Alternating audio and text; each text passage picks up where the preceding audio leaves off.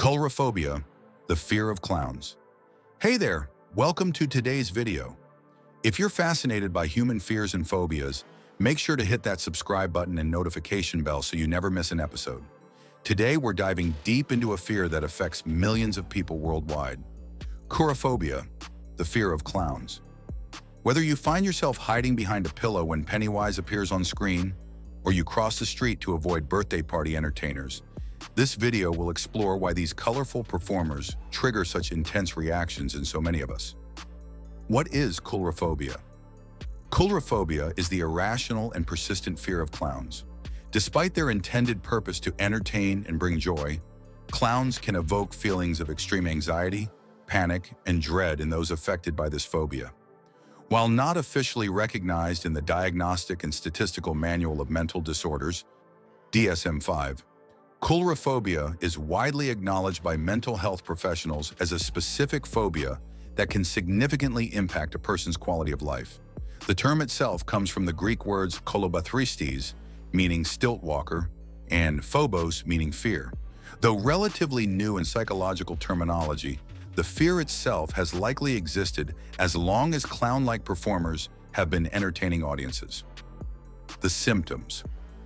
For someone with coulrophobia, even the thought of encountering a clown can trigger intense physical and emotional responses. Let me share what happened to Sarah from Minneapolis. Sarah was attending her nephew's 6th birthday party at a local pizza restaurant. She had no idea clown entertainment was part of the package.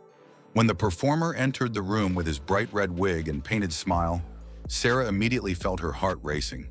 Her palms became sweaty, her breathing shallow, and she felt an overwhelming urge to flee. She excused herself to the bathroom, where she experienced a full-blown panic attack, unable to return to the celebration. Common symptoms of coulrophobia include immediate anxiety or panic when seeing a clown, increased heart rate and blood pressure, sweating and trembling, shortness of breath, nausea or dizziness, dry mouth, an overwhelming desire to escape, avoidance behaviors, like refusing to attend circuses or certain celebrations. For some, the fear extends beyond in-person encounters to include images of clowns, clown dolls, or even clown-themed decorations. The origins of coulrophobia. So why are so many people afraid of figures designed to bring joy and laughter? There are several psychological and cultural factors at play. The uncanny valley effect.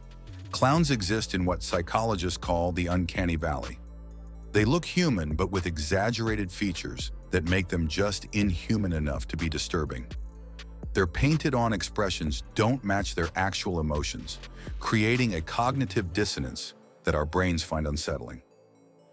Dr. James Thompson, a psychologist from the University of Chicago, explains, "The human brain is wired to read facial expressions as a survival mechanism. When we see a face that appears human but doesn't follow normal human expression patterns, it triggers our threat detection system." The disguise factor. Clowns wear heavy makeup that conceals their true identity and expressions. This disguise element taps into a primal fear of deception and the unknown. We can't see who's really behind the makeup, which creates uncertainty and distrust. Mark, a 34-year-old teacher from Boston, describes it this way: "It's not knowing who's behind the makeup that scares me. They could be anyone. The makeup hides all the normal cues I use to judge if someone is trustworthy." Cultural influences. Pop culture has significantly contributed to coulrophobia through horror movies and stories featuring evil clowns. Stephen King's It, with the terrifying Pennywise, killer clowns from outer space, the Joker from Batman, and even real-life criminal John Wayne Gacy, who performed as Pogo the Clown, have all cemented the association between clowns and danger in our collective consciousness. The killer clown sightings that swept across the United States in 2016 further reinforced this fear, as people dressed as clowns were reported lurking in woods and neighborhoods, sometimes threatening passersby. Childhood trauma. For many, coulrophobia stems from a negative childhood experience with a clown. Children are particularly vulnerable to developing fears, and an encounter with a loud, unpredictable clown can be traumatic. Consider Jennifer's story from San Diego. When I was 5, a clown at my birthday party popped a balloon right next to my ear. I was already nervous around him, and that sudden loud noise sent me into hysterics. 20 years later, I still can't be in the same room as a clown without feeling panic. The historical evolution of clowns.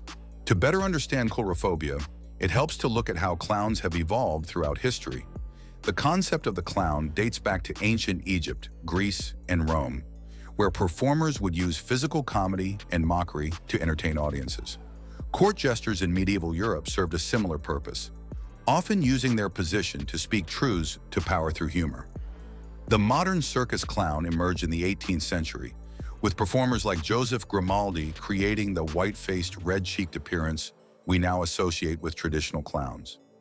Grimaldi's own life was filled with tragedy despite his comedic performances, perhaps foreshadowing the sad clown paradox that continues to fascinate and disturb us. By the 20th century, clowns had become a staple of children's entertainment, but their image began to shift in popular culture. The contrast between their outward appearance of joy and the potential for darkness underneath became a powerful motif in literature and film. Real-life impact. Coulrophobia can have significant real-world consequences. Take the case of Robert from Phoenix. Robert's coulrophobia was so severe that he had to carefully screen all movies before watching them and avoided certain stores during Halloween season. His fear became particularly problematic when his company hosted a charity circus event and he had to fabricate an excuse to avoid attending. This incident prompted him to finally seek treatment, as he realized his phobia was affecting both his personal and professional life. For children with coulrophobia, birthday parties, certain restaurants, and even some educational programs can become sources of extreme distress. Parents often find themselves navigating difficult social situations when trying to protect their children from clown encounters while not wanting them to miss out on celebrations. The science behind the fear. From a neurological perspective, phobias involve the amygdala, the brain's fear center. When a person with coulrophobia sees a clown, their amygdala activates a fight or flight response, releasing stress hormones like adrenaline and cortisol. Research conducted at the University of Sheffield found that clowns ranked as one of the most universally fear-inducing images across cultures. Dr. Melissa Watson, who led the study, noted, "What's fascinating about coulrophobia is how it transcends cultural boundaries.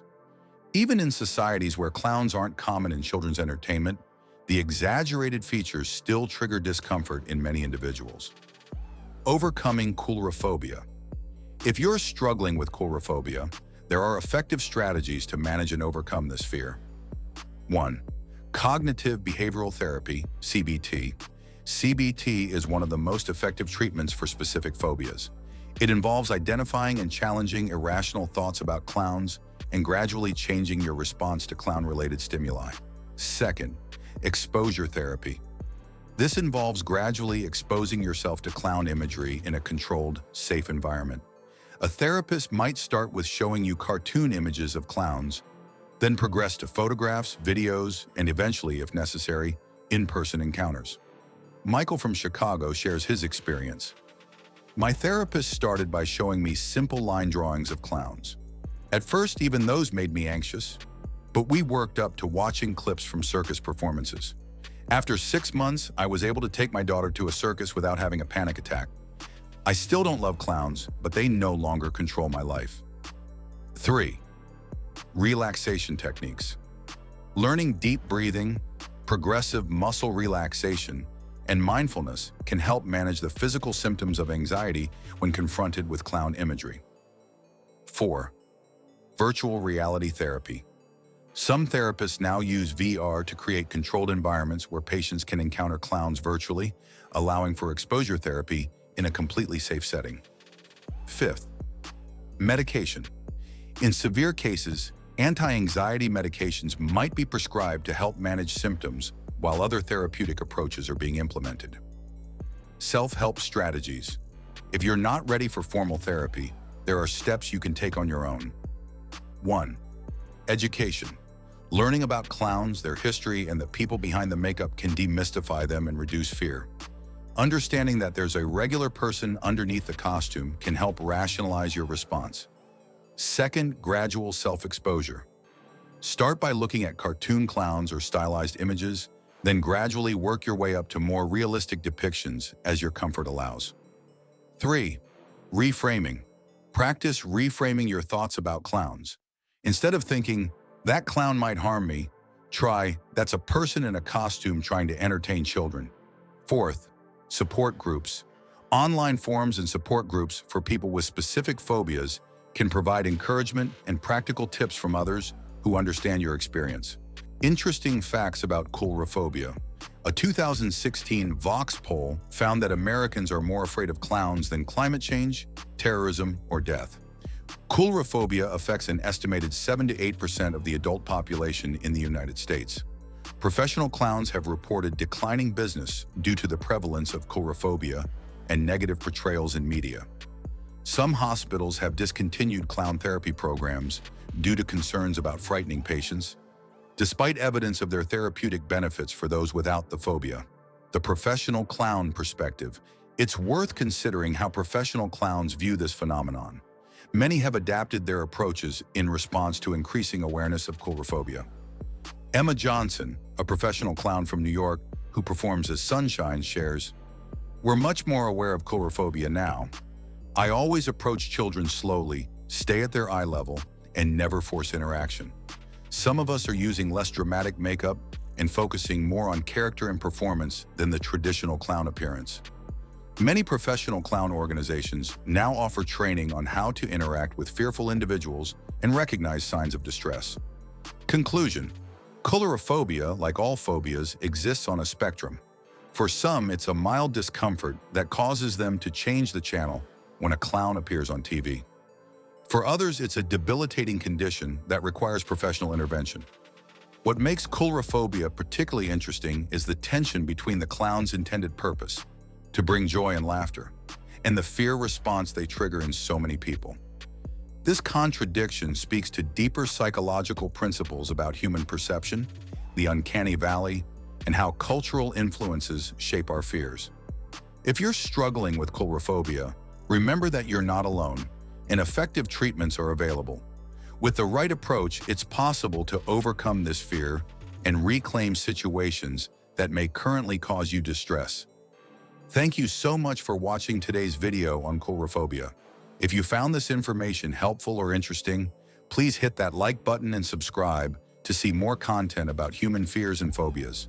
Share your experiences with coulrophobia in the comments below. Have you ever had an uncomfortable encounter with a clown?